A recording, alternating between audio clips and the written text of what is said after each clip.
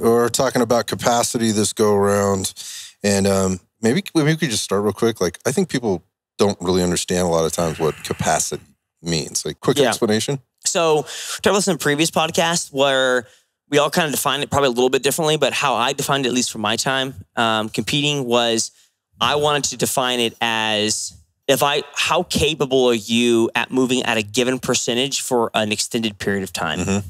You might label it endurance.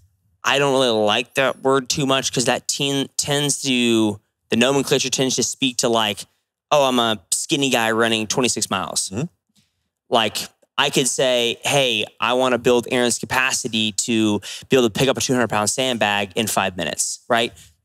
That's way skinny different. Guy is not going to be able to do that 26 miles. It's completely different, right? So essentially I can say, okay, I want to be able to move something, his 80% really, really well over 5 minutes. So I'm trying to build essentially engine work, right? For lack of better terms. Yeah, I think it's a really good way of looking at it. So getting that heart rate up and being basically able to stay at we'll just call it like whatever your threshold is without tipping over and bonking. You're basically trying to delay the failure or the fatigue as long as you can at the highest rate you possibly can do that. We're definitely going to hit different heart rates, so I don't really want to pigeonhole ourselves defining a heart rate. But it's definitely going to be like, we're going to be, there's some pieces that are going to be a little bit slower and some pieces that are going to be a little bit longer based upon the time domain we do. And you need to know how to manage that. So for instance, we'll just jump into it, right? So like Tuesday, Thursday, we're going to be doing I run a very popular workout program, not in this space, but in the CrossFit space, that I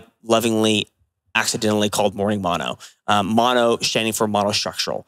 And those two words are so far off of what it is now, but the fact that matters, everyone knows that name, they call it that. So we kept it that way? We're like, it's too late for this, right?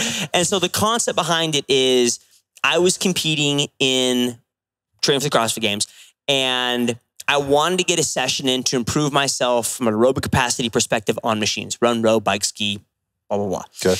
Anything bodyweight. And I would do it in the morning and then take a break and then come back and do the rest of the stuff later. So we always did it in the morning. It usually started off as monostructural. Monostructural meaning one implement, meaning like, hey, we're just going to do row intervals or run. And then it kind of branched into what you see now, which is a conglomeration of a lot of different things combined together. So backstory to that. Tuesday, Thursday, we're going to be testing those things. Now, we're going to be doing certain intervals on those capacity pieces on Tuesday, Thursday that will be 2 minutes on, 2 minutes off for 5 sets, okay? Well, that is going to be attacked and your heart's going to be functionally different. You're going to be functioning in a different energy system, vice of, hey, we're going to be rowing and doing rowing intervals nonstop for 20 minutes. It's just going to look different. Yeah, I gotcha. So that's just kind of how it's going to kind of look from a Tuesday, Thursday perspective. And then the Monday, Wednesday, Friday is lifting and movement and capacity. Yeah. So we're hitting all three. Emphasis is going to be on capacity. So we obviously want to maintain our speed, power, and all of that piece, maintain our strength. So we're going to do minimal effective dose on speed and power, change direction, and then our strength pieces. We're picking out a very focused lift, upper centric, lower centric, total body. So we're just doing that. That is going to be the 3 main lift pieces. And then capacity is going to be the piece that we really focus on. You're going to have a good warm up before the capacity section. And then it's going to be a shorter duration so that you can focus on the warm up and spending a good time in that energy system. So I know that in the past couple, depends on when you watch this, but like the other 2 conversations for strength and for speed and power, right? If we were like, hey, you're running out of time, you're going to work through it top to bottom. It sounds like even though the capacity is still the emphasis, it's probably still at the end. Correct. But like you said, what I want to bring the attention to is you said we're doing minimal amount of speed and power and lift. So you can still get to because the goal is to get to the capacity. Yep. Yeah. And so for people to understand this, like there's more skill involved at the beginning. Yep. Right. And so as you get into these longer capacity pieces, there's maybe not as much skill. There's not as much risk involved, again, and I don't like to use that word risk too much, but you're focused, you're fresh, neurological system's fresh at the beginning, hit this stuff. Now we're going to move into different energy systems that we're defining as capacity. And that's how I set up the program is it's all based off energy system. You prep yourself, use your speed and power, which is the shortest energy system. That speed and power primes the strength movement, which is your second shortest energy system. And then you can work your capacity. In any sort of short anaerobic, or long anaerobic, aerobic capacity is going to be a little bit more time dominant. You're going to need to warm up before you hit those so you can activate those energy systems. Short anaerobic can kind of get those strength and speed and power mixed in there. But for the sake of capacity, we're going to go in that order. If you do need to cut something, just going back to that question, movement is definitely what you want to maintain. You can last 30 days without doing strength work and still maintain it. Yeah, that's so. If we're going off residual training effects, strength lasts 30 days, give or take 5, based off of how well you're trained. So if you're going to skip something and you need to get that capacity work in because that is your major deficiency, skip the strength. Get the movement and maintain that skill, do the capacity. So smart. So smart. And just, people looking at it going, man, like, how do I get it all in? I don't want to lose too much strength. Like, you're going to get your strength movements. Don't worry about that. We put that in there. So it's not like you're choosing capacity and everything else goes away. Your speed and power and your strength goes away.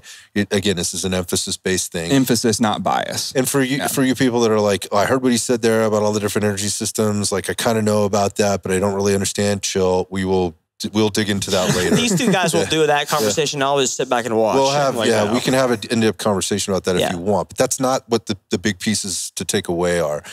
Another thing I think people want to know is like, okay, so what should I expect to feel as I'm going through this program, and like in terms of adaptation, and how fast will I know if I'm making change? What are the things they'll feel? What are the things they can measure? One thing I actually do like about this program is I'm a firm believer in retests. So we're going to start off and we're going to do some movements. We'll test some capacity pieces and we will bring them back. So let's say we do 500-meter rows with a 1 minute rest. And every set, I want you to write down your time. Okay, well, Scott says, okay, well, I went 142, went 144, 148, 150, 151. Okay, so I started a non-negative splits, right? Positive splits. And so now when we test it again, my goal is that you have marked this and put these times in the app or the PDF we're using and marked them down, or write them on your phone, whatever the case may be. That when you test it again, you can say, okay, well, now I went 142, 143, 143, 144, 145. Well, that's a huge change right there, right? Yes, you dropped off. Who gives a crap? But now you were able to keep some kind of intensity throughout the course of this workout, and you recovered better. So that's kind of what we're going to do. We're going to be retesting things. Sometimes it sucks, you're like, oh, I've already done that one, but it's good for you to see and think, I've done that and I did better. That's a really good way of looking at it. Another way to kind of look at it maybe, and tell me if I'm wrong, but it's the kind of way I might explain it to somebody who isn't trying to, or maybe putting all the pieces together. And it's just not necessarily how fast you go. It's how little you slow down.